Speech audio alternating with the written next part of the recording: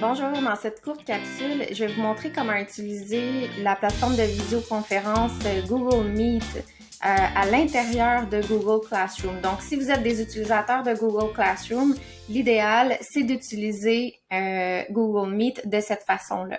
Alors, quand j'ai créé un cours dans Classroom, vous voyez juste ici, j'ai lien Meet, générer un lien Meet. Alors, je dois générer ce lien-là et ça va devenir, dans le fond, ma salle de visioconférence personnalisée, si on veut, là, pour ce cours-là.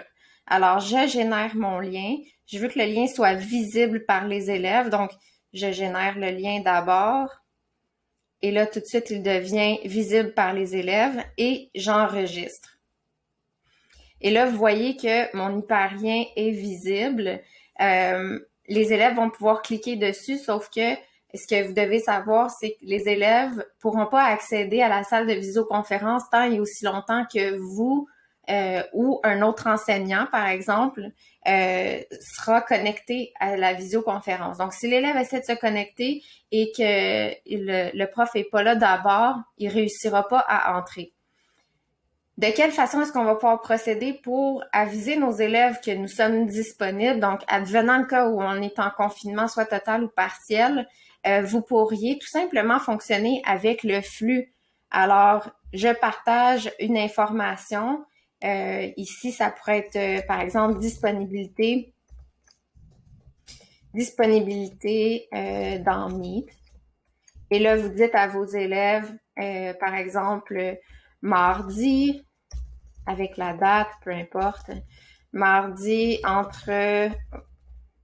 à partir de 16h, pas de 16h, les élèves ont terminé, mais à partir de 13h, par exemple, puis là, vous mettez autant de détails que vous voulez, là, bref, et on publie, puis les élèves vont savoir qu'à partir de 13h, ben, ils doivent se connecter. Aussi, ce qui pourrait être intéressant, si vous utilisez l'agenda de Google. Donc, par exemple, si vous prenez l'habitude de le faire, donc vous pourriez ajouter ces informations-là. Donc, quand je vais dans Travaux et Devoirs, vous voyez que vous avez Google Agenda. Les élèves ont la même chose également. Donc, je clique sur Google Agenda.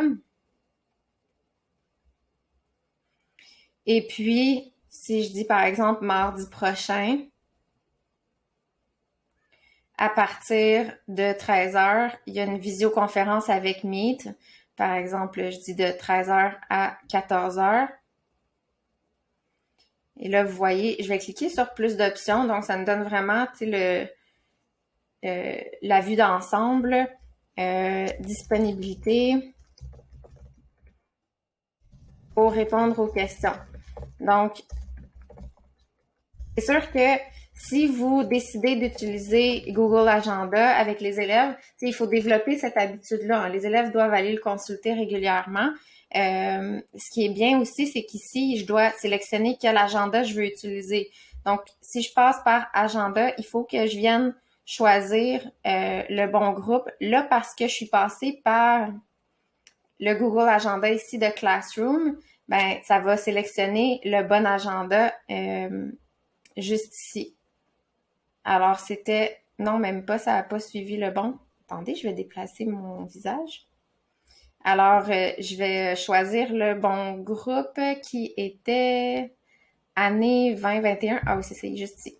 Donc, année 2021, c'était le nom de mon cours dans Classroom. Alors, je le sélectionne et je veux que les élèves voient que je suis disponible. J'ajouterai pas une visioconférence avec Google Meet parce que la visioconférence, elle est déjà là. Les élèves y ont accès dans la salle. Je pourrais ajouter ma description, par exemple. Pour rejoindre la visio, connectez-vous via votre cours Classroom. Alors, les élèves vont pouvoir se connecter à cet endroit-là et j'enregistre. Donc là, parce que j'ai sélectionné le cours année 2021, tous les élèves de mon cours, cet événement-là va s'ajouter dans leur agenda Google. Donc, c'est un bel outil quand même que je peux utiliser. Par la suite, donc, les élèves, vous voyez qu'ils peuvent rejoindre notre visioconférence, soit sous l'onglet Travaux et devoirs, ils ont juste à cliquer dans Meet, ou soit dans Flux, à partir d'ici, ils cliquent et automatiquement, ils tombent dans notre salle de visioconférence. Donc, c'est aussi simple que ça.